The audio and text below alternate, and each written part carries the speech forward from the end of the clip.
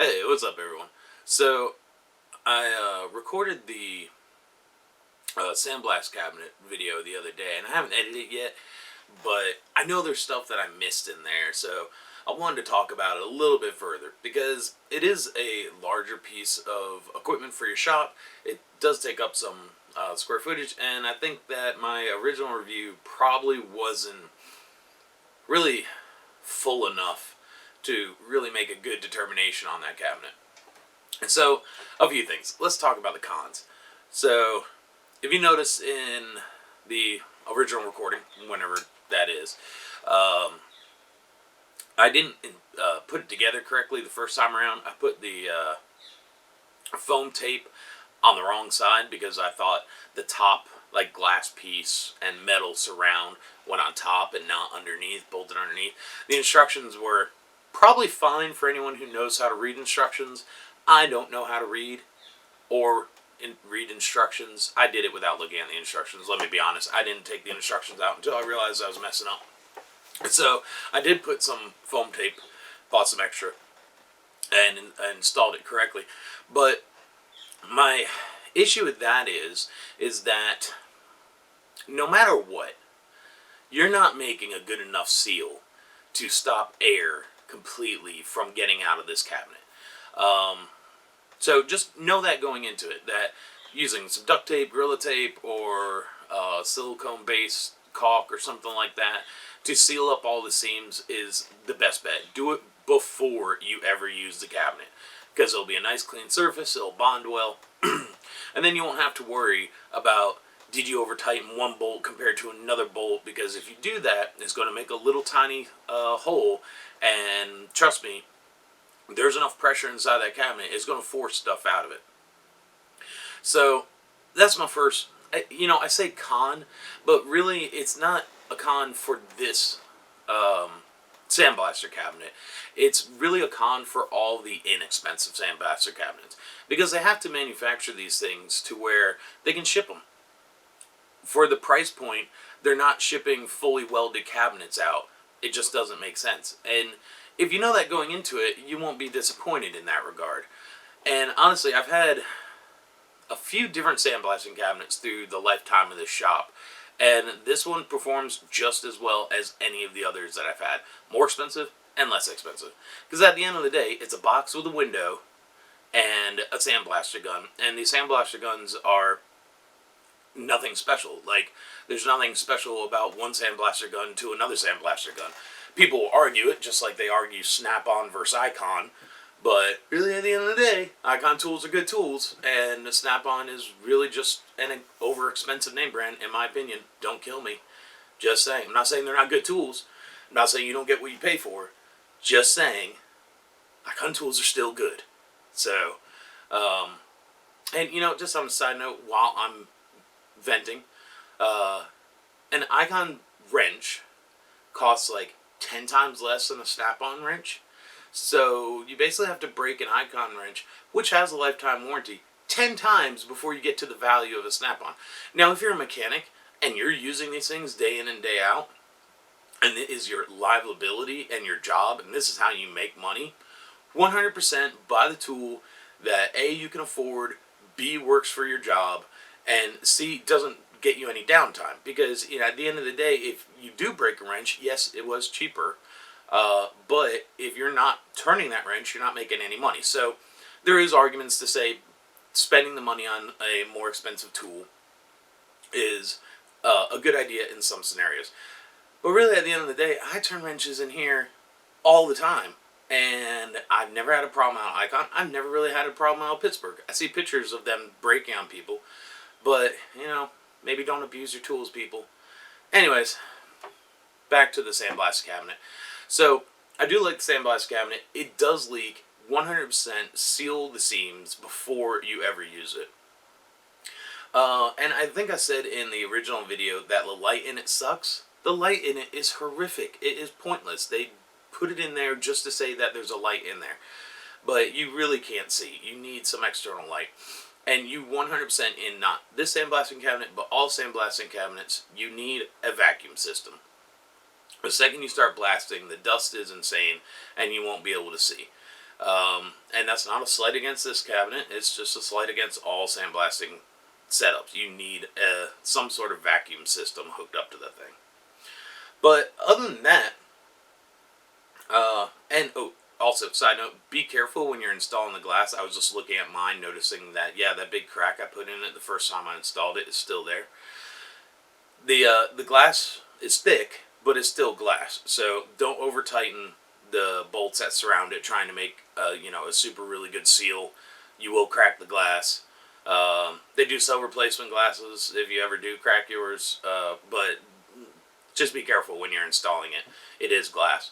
But yeah, other than that, on the sandblasting cabinet, I really don't have any other real cons to the thing.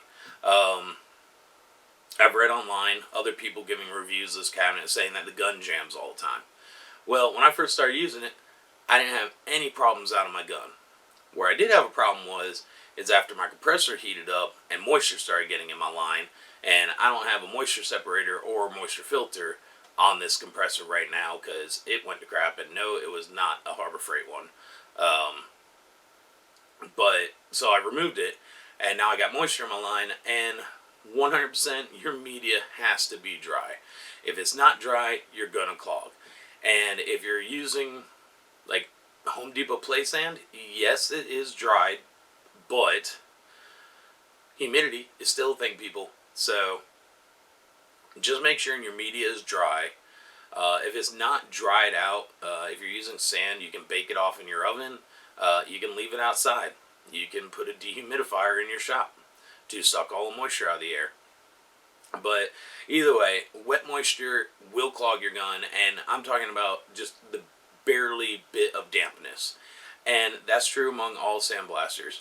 Now, in my sandblaster, I'm using the aluminum oxide media, and so that is a little less resistant, no, a little more resistant to moisture, but not a lot. I mean, if your gun's like visibly shooting out moisture, which mine was at one point, you're gonna mess up your media, and I did. I had to dry it out, but it works fine. The intake on it is good. It's a good size. The outlet is a good size. The other nice thing this cabinet provides is replaceable outlet parts, the little tips, the outlet tips, because those do get worn out. I've used mine, I don't know, 10 hours, maybe more, maybe 15 hours since I bought it, and I haven't had to replace the tip yet. So the tips are pretty hard, and they're in good quality. So yeah, so that's overall most of my gripes with the sandblasting cabinet, and the reason I avoided replacing my old sandblasting cabinet was because I don't want to spend $1,000+ on a professional grade sandblasting cabinet, and I've been dealing without it. But I don't know if you can see. Yeah, here, this big guy right here, it needed it. So a lot of small parts, a lot of things I just didn't want to do by hand. So I went ahead and got it. And honestly, for the price, I'm kicking myself in the butt for not buying it previously. It's a lot better than the last one I had. I had a small tabletop sized one. I think I got from, well, it wasn't Harbor Freight. I don't exactly. It might have been Eastwood or Northern. I'm not 100% sure. And there's really nothing wrong with it. It was just small and dainty, and you got what you paid for on that one. In this one, the quality of the cabinet, the quality of the steel, that thing's solid. It is heavy. It's not going anywhere, so you don't got to worry about that. And the internals of it are really nice too. The gloves are super thick. They're super nice. The surrounds on them haven't leaked on me at all. And so overall, I like the cabinet, and I think it's a good cabinet. I just think you need to set your expectations realistically when you're buying a sandblasting cabinet. You shouldn't buy a sandblasting cabinet without first researching. You shouldn't buy any tool without researching it, first of all. And it's not $1,000 cabinet. It's not $5,000 cabinet. It's minus $200 cabinet, and it's awesome for what it is. Especially if you pick it up on the coupon, you're just saving more money anyways. But it does have a couple little things that are annoying to deal with. But as long as you approach buying this tool with knowledge, you can address those shortcomings pretty quickly with some $5 duct tape, and really just put, one of those $7, $10 clip lamps in there. That's what I did, and it's perfect, at least for what I need. I will say, the other big thing about this is when you're buying a sandblasting cabinet or any sandblasting tool whatsoever, the portable ones or the guns, which we'll be doing a review on one of the guns, the hopper gun, coming up. But your air supply is, in a lot of ways, no, it is more important than your sandblasting cabinet setup. If you don't have airflow, you're not going to be able to sandblast with any kind of ease or be satisfied with the cabinet. And you're going to kick yourself for spending the money on a cabinet when really you should be kicking yourself on trying to run a sandblaster off of a pancake compressor. And so, with that said, I don't even know what I have. Is it a Coleman? Yeah, it's an old Coleman. I've had that compressor for, God, I don't know, 20 years. But it's 10 CFM at 90 PSI and 12 CFM at 40 PSI. The 10 CFM is not enough. You're not going to get full functionality out of your cabinet with only 10 CFM. I've seen people recommend between 12 and 14. Works good for them. I don't think that's enough either. Maybe 14 is. But really, and I think I went through this in the original recording of this video, I got about 3 minutes. I fill my compressor up to 130 PSI. And I get about 3 minutes before the compressor cuts on, and another 4 or 5 minutes at best until it drops down to 80 psi. And once you hit 80 psi, you're probably not blasting anything very well, anyways. So you got to think about it. You're moving the blast media. The faster you move it, the more force there is behind it, and the more energy there is behind it. So if you're just throwing it with no air, then it's not going to do any kind of removal. So just keep that in mind. Pair your blast cabinet with a good compressor. And that's where getting into blasting and things of that nature becomes an expensive endeavor. Because cheap compressors are cheap for a reason. They can't put out the amount of air that high volume tools need.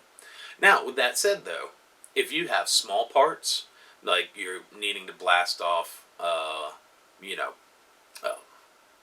hinges or bolts or soda cans for some reason, 10 CFM is perfect. If you don't have to blast for more than 10 minutes at a time, perfect. Just let your compressor fill back up before your next part, and you're moving right along.